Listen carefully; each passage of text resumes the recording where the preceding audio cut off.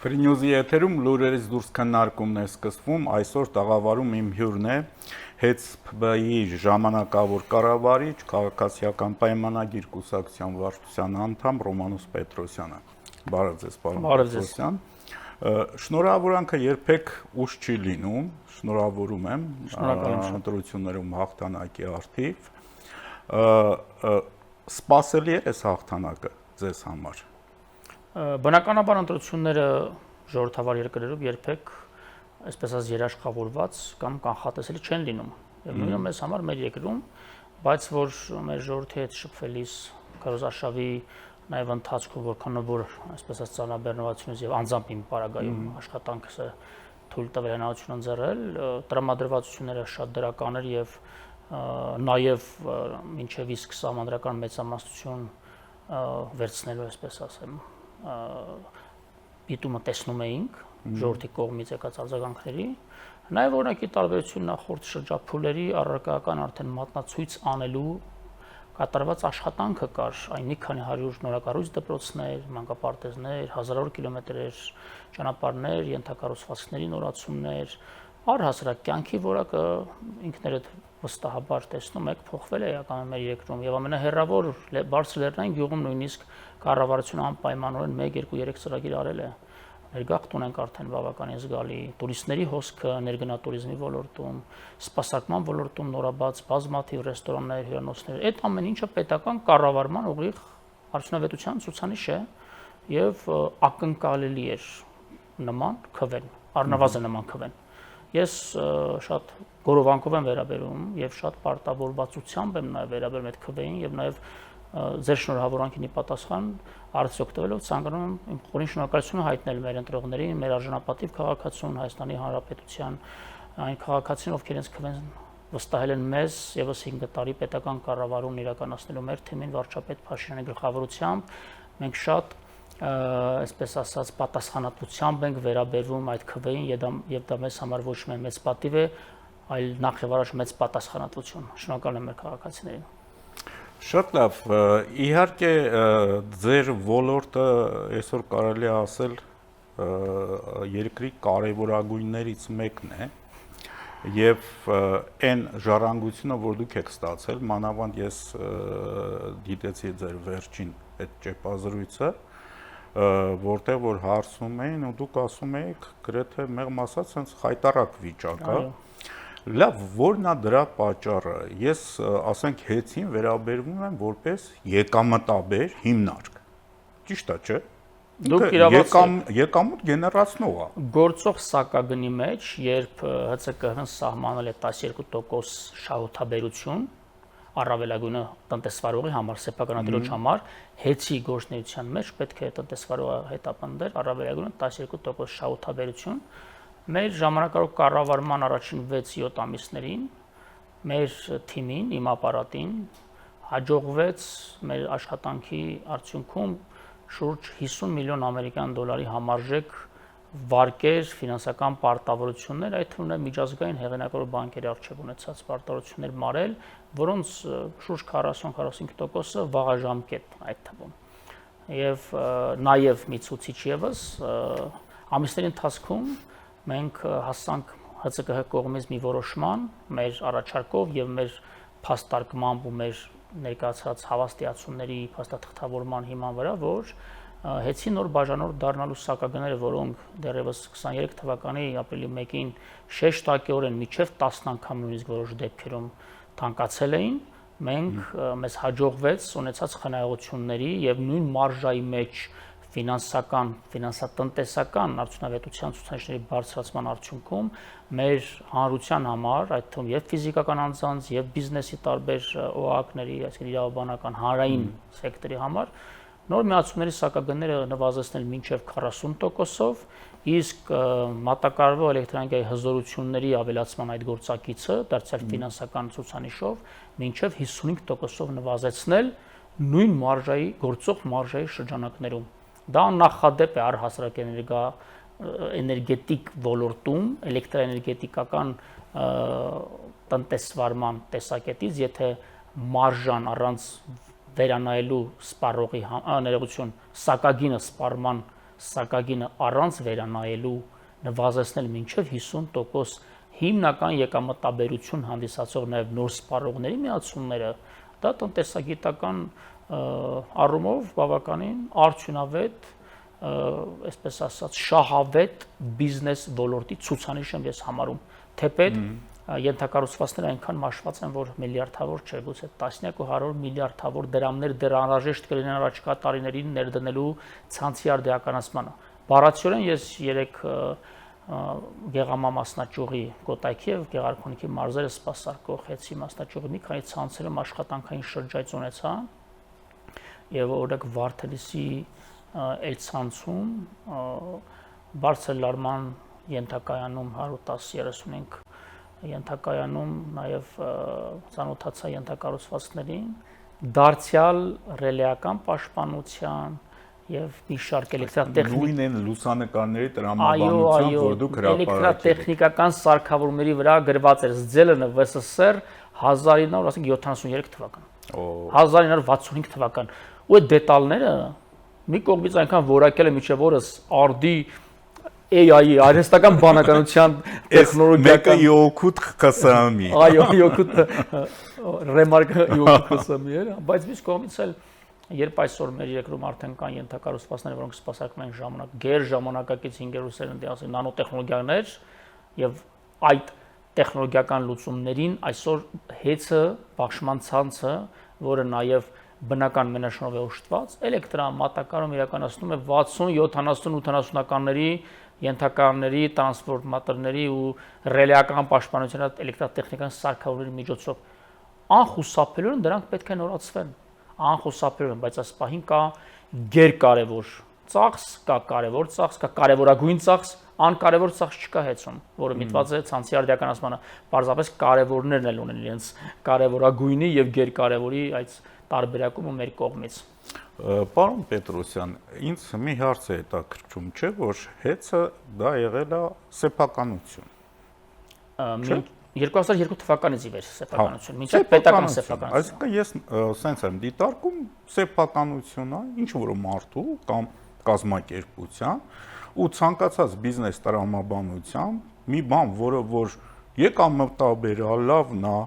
ուրեմն իր մեջ ներդրումներ են անում, որ ավելի շատ հետո եկամուտ գեներացնի, ներդրումներ չեն եղել։ Ներդրումներ որպես այդպեսին հանրային ծառայությունների կարգավորող մարմնի ՀՑԿ-ի կողմից հաստատված բյուջեով կարգով, որտեղ ինքը քանի որ հանրային ծառայությունների ոլորտը է, ինքը պետական կարգավորման տիրույթում է։ Ներդրումներ որպես այդպեսին եղել են, այլ հարց է թե այդ ներդրումները ինչպես են կյանքի կոչվել։ Ես sense դա նկատում։ Փաստաթղթերով կարծես թե ամեն ինչ կարգին է, թեպետ այդտեղ էլ բավականին առերևույթ այնպիսի էական իրավախախտումներ հայտնաբերեցինք, որ շուրջ 3 տասնյակի հասնող քրեական վարույթներ կա հարուցված այդ փաստերով, այդ թվում նաև շուրջ 6 հիմնական պատճառներով նաև հեծը զրկվեց լիցենզիայից անցյալ տարեվերջին, ՀՑԿ-ի վարույթի ավարտը արդեն անփոփոխ նիստի արդյունքում ՀՑԿ որոշմամբ, բայց այդտեղ արդեն փաստաթղթերով զատ իրական կյանքում, ինչպես ասում են, գետնին վրա ինչ ունենք եռապատիկ մինչև քառապատիկ որ դեպքերում ուռճացված գներով տարիների վեր ձեռքբերումներ, մատակարարումներ, որակի անհամեմատ ցածր նիշ ունեցող էլեկտրատեխնիկական սարքավորումներով վերազինելու, այդ թվում նաև մալուխների, տրանսֆորմատորային կայանների, կատարված աշխատանքների, կապալի շինարարական աշխատանքների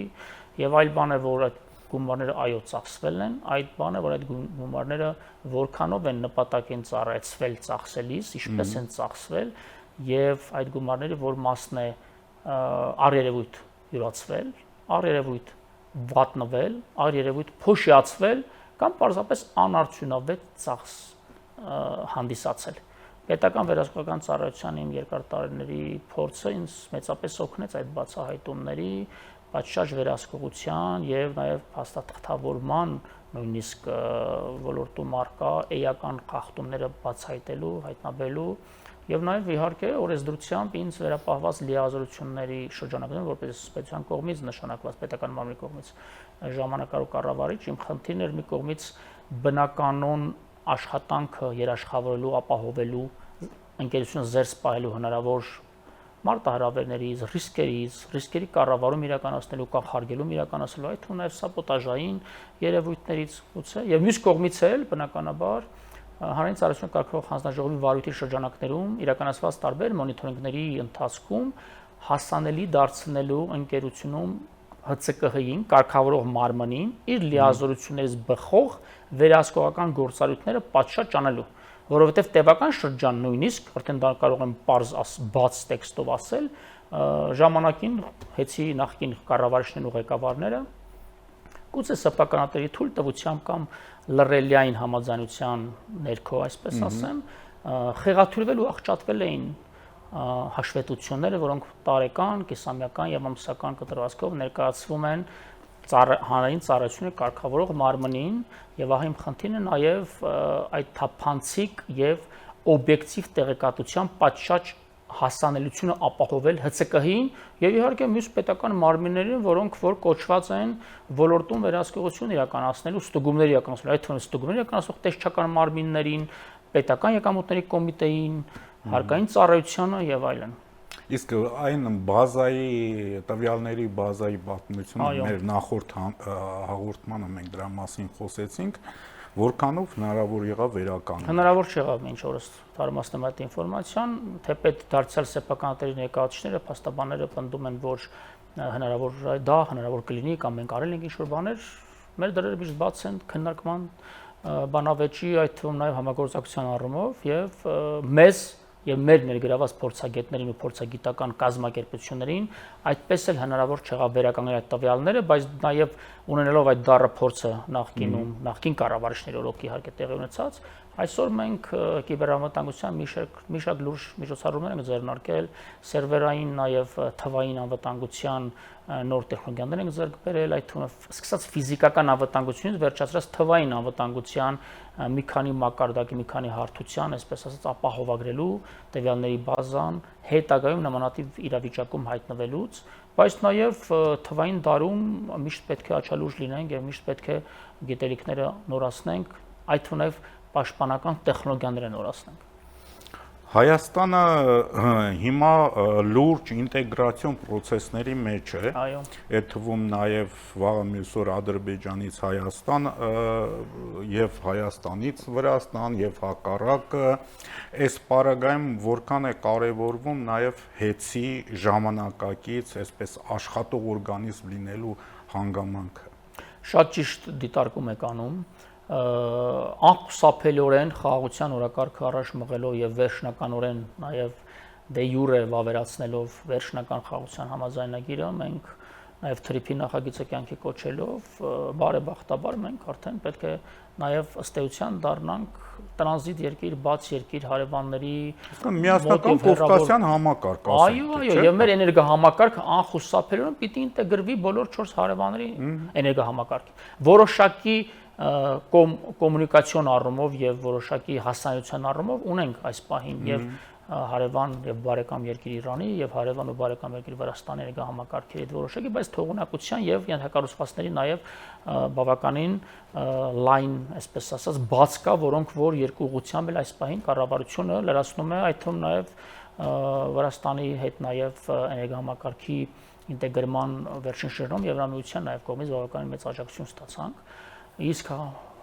մեր արևելյան եւ արևմտյան, այսպես ասած, արևան երկրների հետ էներգահամակարգը խաղաղության հաստատումից հետո ես կարծում եմ, դա իմ անձնական կարծիքն է, անխուսափելիորեն պետք է ինտեգրվի, որպեսզի նաեւ դրանով ապահովենք էներգահամակարգի կայունությունը մեր երկրում, ինքներդ եք հասկանում, ունենալով ատոմական մի քանի տասնյակ փոքր հիդրոէլեկտրականներ, մի քանի ջերմաէլեկտրականներ, հզոր ընդմորում ջերմաէլեկտրականներ եւ ասենք ատոմականի արտադրողականությունը եռապատիկ գերազանցող արևային էներգետիկա, նաեւ մեզ անհրաժեշտ է բալանսավորելու օրվա տարբեր ժամերին, արևի պիկ ժամերին կամ գիշերային ժամերին, ոչ թե ստիպված թուլացնելու արտադրությունը, չէ՞։ Ես դες բան եմ հիշում։ Շատ ճիշտ եք, հա, մենք ստիպված ենք լինում շատ դեպքերում ցերեկվա ժամերին, օրինակ այսօր արևային եղանակ է եւ ես վստահ եմ, որ արդեն էներգահամակարգի օպերատորի կողմից արդեն Երևանի ջեկի ատոմական ասպային ժամանակով կանգի մեջ է, ուրեմն վերանորոգման ընթացիկ սպասարկման նպատակով, բայց նաև ունենք ժամանակ եւ նաև ատոմականի հզորությունը օրվա ընթացքում իջեցում է, բարձրացում է, որը նաև էներգոհամակարգին է վնասում։ Այո։ Եվ սկսած էներգետիկ անվտանգային, էներգետիկ համակարգը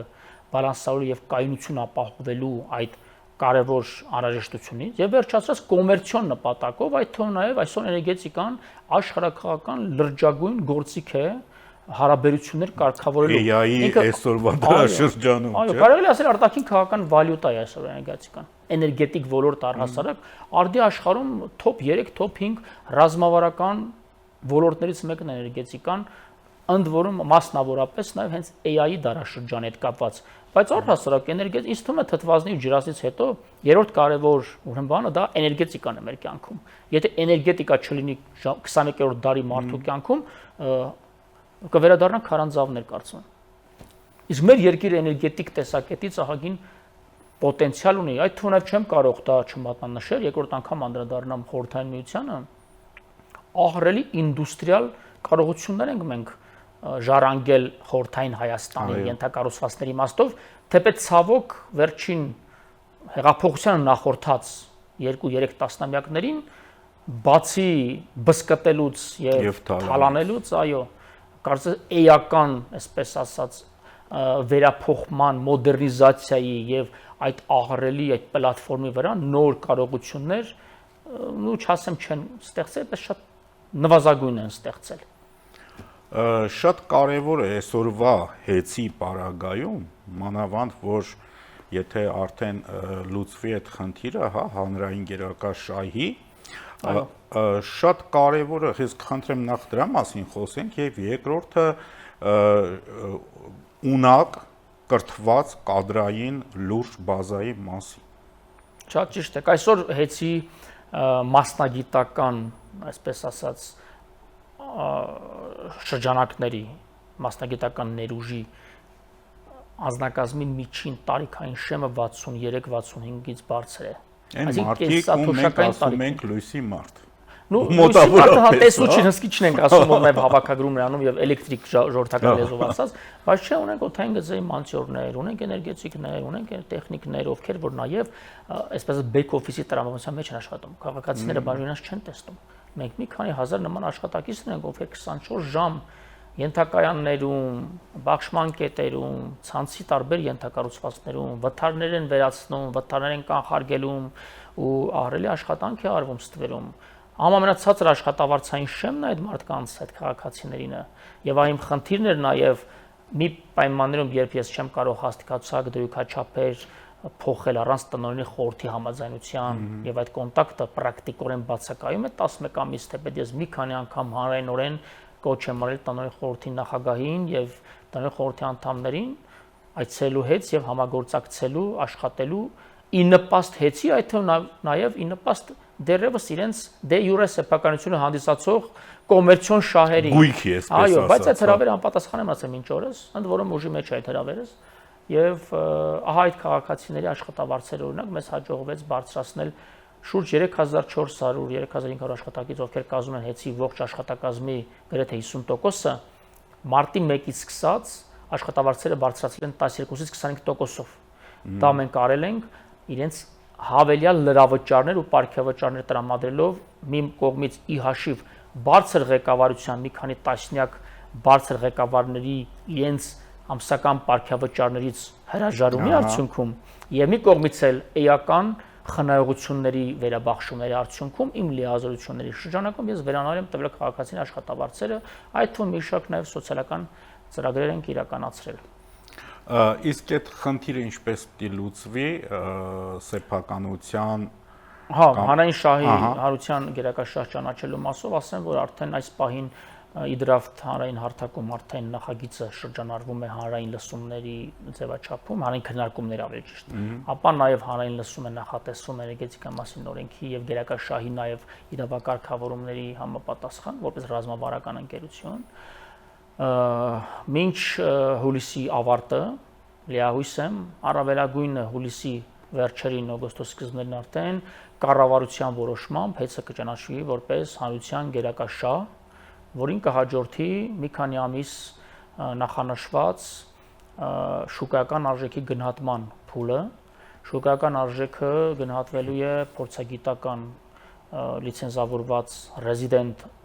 իրավաբանական անձի կողմից, ռեզիդենտ տեղական։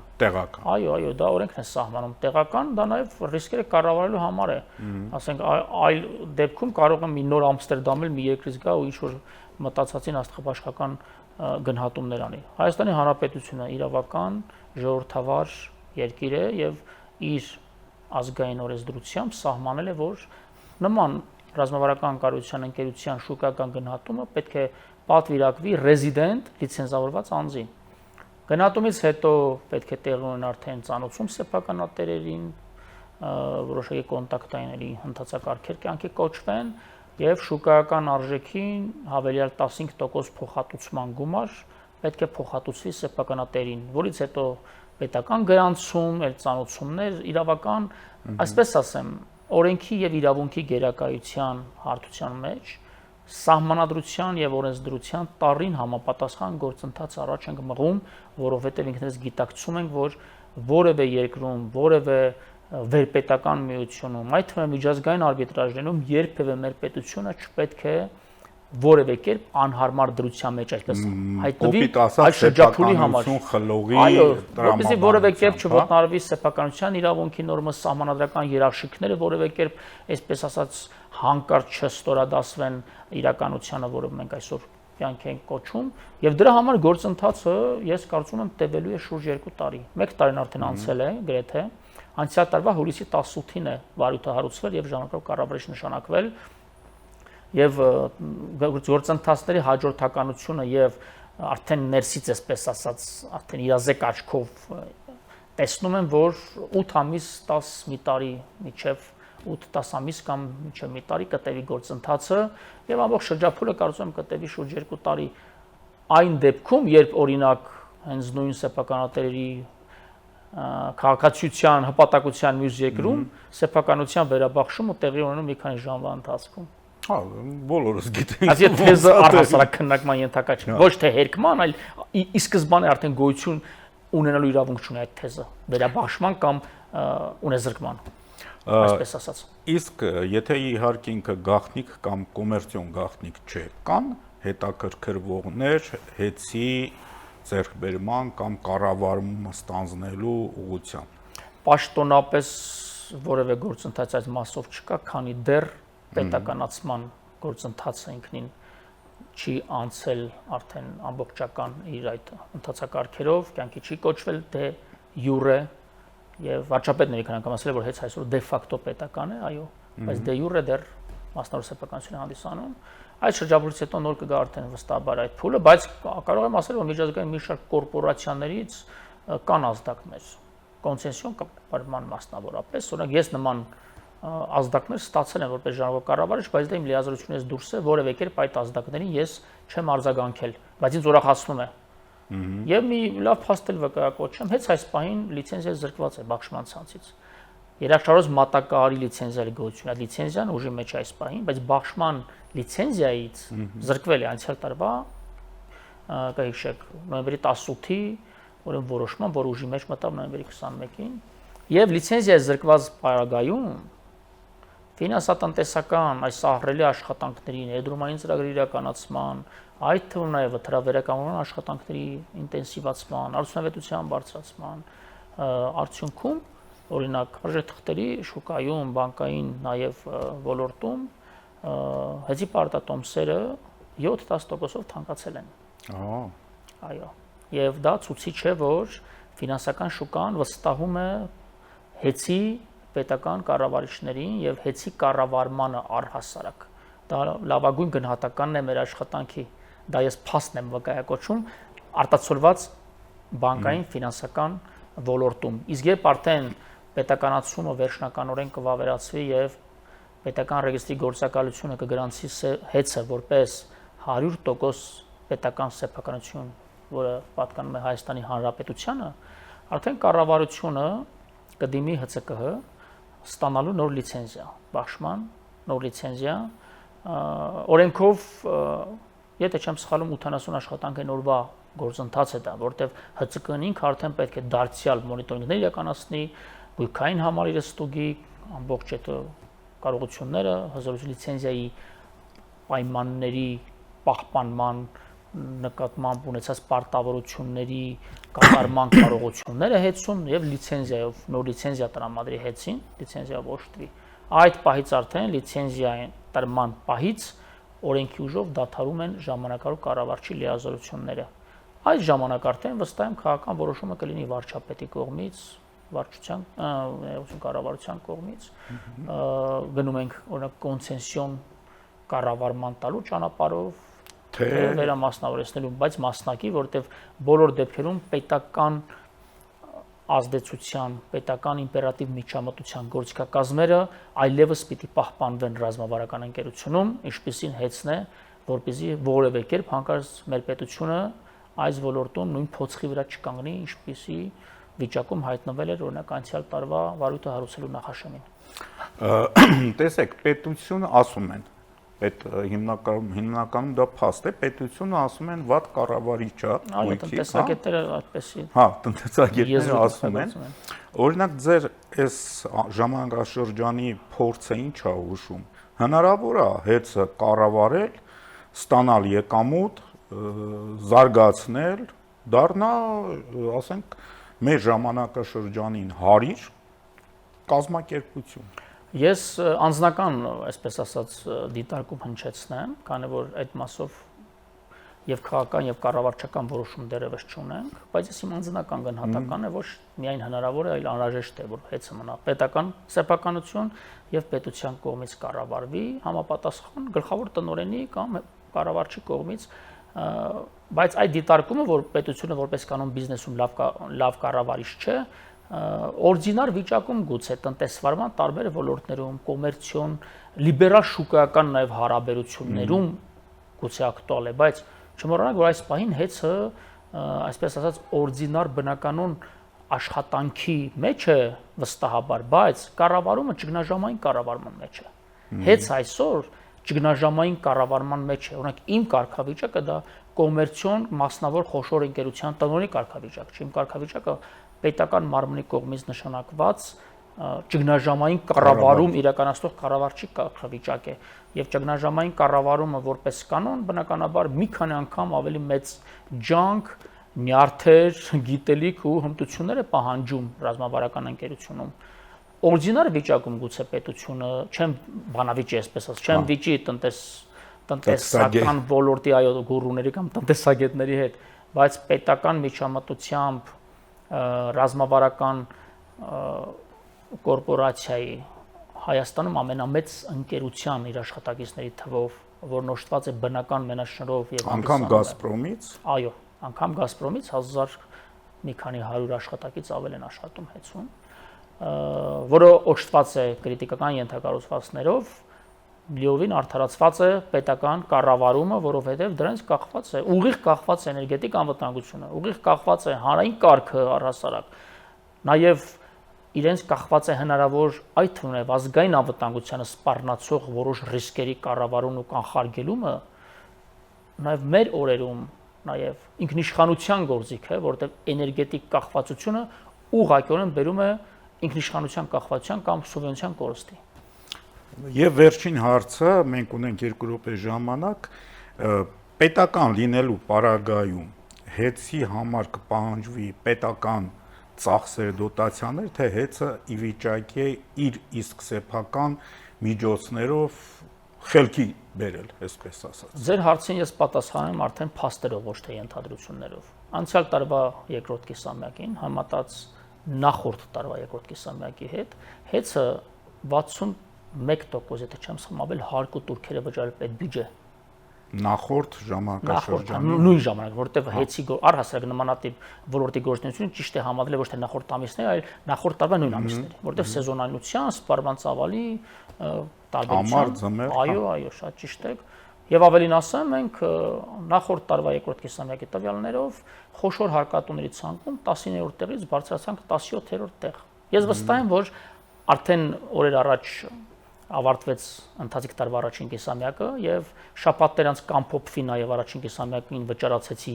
հարկ ու турքերի ծավալները, ես վստահ եմ, որ դարձյալ մեր տեղը խոշոր հարկադրի ցանկում մենք էականորեն կբարելավենք։ Ձեր հարցի պատասխանը դա էր։ Որևէ նոր վարկ չենք ներգրավել, որևէ նոր պարտատոմսեր չենք թողարկել, պետությունից որևէ սուբսիդավորում չենք ստացել, զարգագին չի թանկացել, ընդհակառակը նոր միացումների գներն են մինչև 40-50% նվազել, բայց ֆինանսատնտեսական վիճակը